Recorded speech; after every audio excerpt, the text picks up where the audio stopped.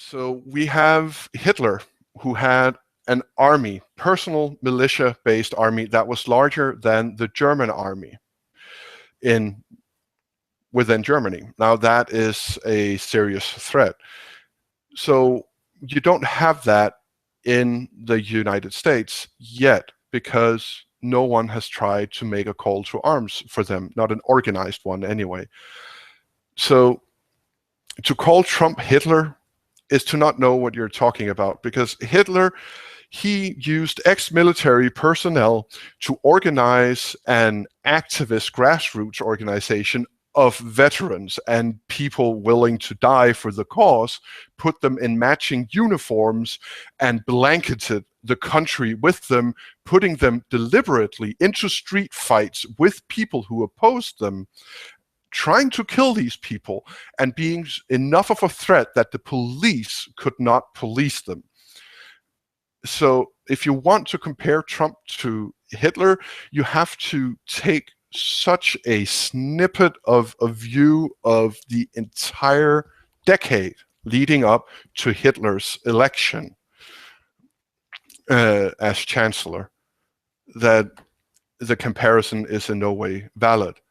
Now, Cruz, on the other hand, calling for patrols by vigilante militias in Muslim neighborhoods, is starting to sound like, hey, we should pool our resources so that our militias can, for the safety of others, of course, and for the good of this country, can patrol these very dangerous neighborhoods where possible terrorists could be.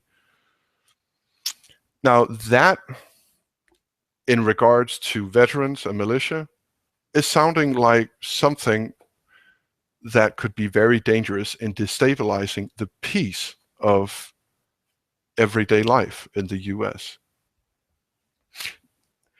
So you have unrest in the streets in the 30s and the 20s. Well, you did have very much unrest. The Occupy Wall Street movement was televised. It was such a neat thing to look at on TV. But we forget that thousands upon thousands of people were out in force every day.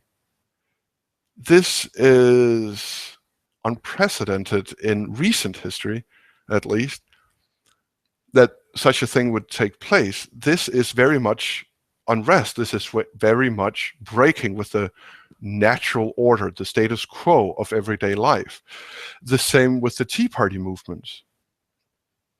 So with regards to unrest and with regards to veterans, the possibility of more unrest is plausible.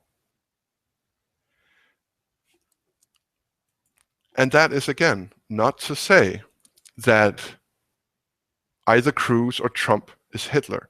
It is simply to try and draw parallels from what happened in the society at large and take the nuanced perspective backwards with us in looking at that.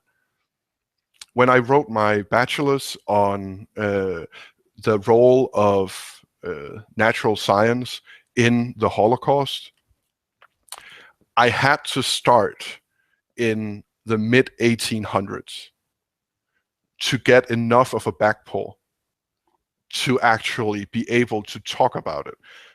Now, that looks like a very long and dry dissertation, but it wasn't, because just because you have to start there doesn't mean that you have to describe every little thing that happens between that point and the point leading up to it, but you have to take it with you.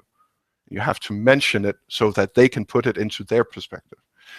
You can't look at history out from a 10-year view, which is what the human memory seems to be designed to do. We remember 8 to 10 years back, and after that we get very forgetful.